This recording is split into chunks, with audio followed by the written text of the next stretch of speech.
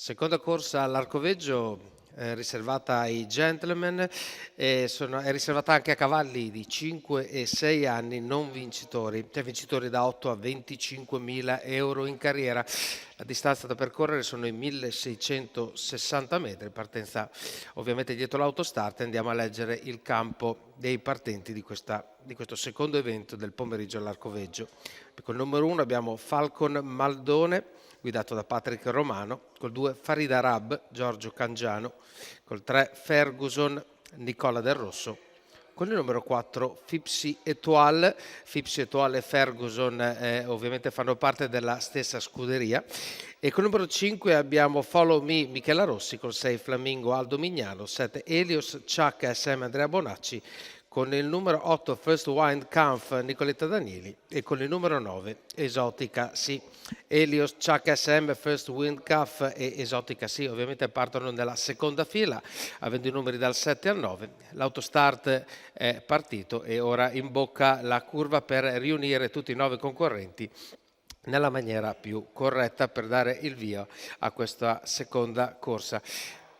Abbiamo dei cavalli che sono rimasti un pochettino più lontani dalle ali dell'autostart, se non sbaglio credo che sia il numero 5 di Follow Me, un po', no, il numero 4.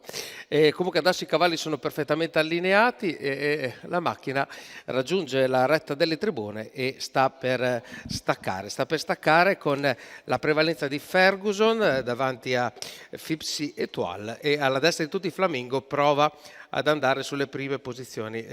Fipsi Etoile però riesce a prendere la posizione di leader della corsa e precede Ferguson, quindi 4 e 3 nelle prime posizioni, rimane a destra Flamingo con Aldo Mignano e ora vediamo quali saranno le sue scelte per interpretare nella maniera più corretta possibile per il suo allievo questa corsa.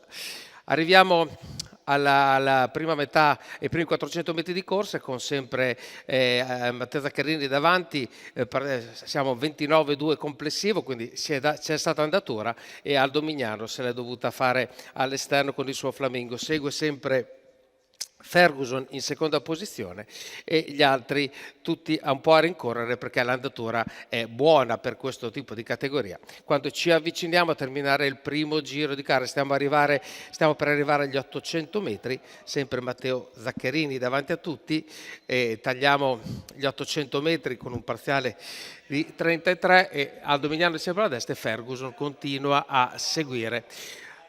Poi abbiamo Falcon Baldone nella terza posizione di rincalzo che aspetta di vedere l'andatura se prenderà ulteriormente velocità. Sembra che Matteo Zaccherini dia un ulteriore speed a Fipsi Etoile che ricordiamo viene da 12 vittorie consecutive. Ferguson continua a seguirlo, sembra essere un pochino in difficoltà in questo momento l'allievo di Aldo Mignano Flamingo. Entriamo nell'ultima curva e è assolutamente solido al comando Fipsi Etoile, Ferguson lo segue, Falcon Bandone terzo alla corda che segue i due, mentre invece sta incominciando a perdere qualche battuta Flamingo.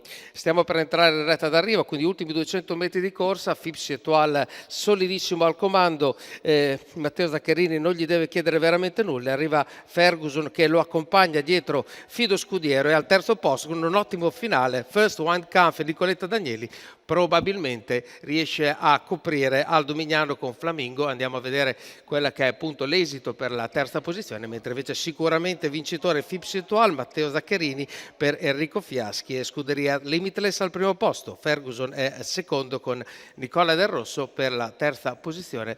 Adesso guardiamo anche il rallenti della corsa e andiamo a definire. Sembra onestamente che sia stato coperto, ma comunque qui è lavoro per i giudici perché è molto molto stretta per la terza posizione tra il numero 6 Flamingo e il numero 8 First Wind Kampf.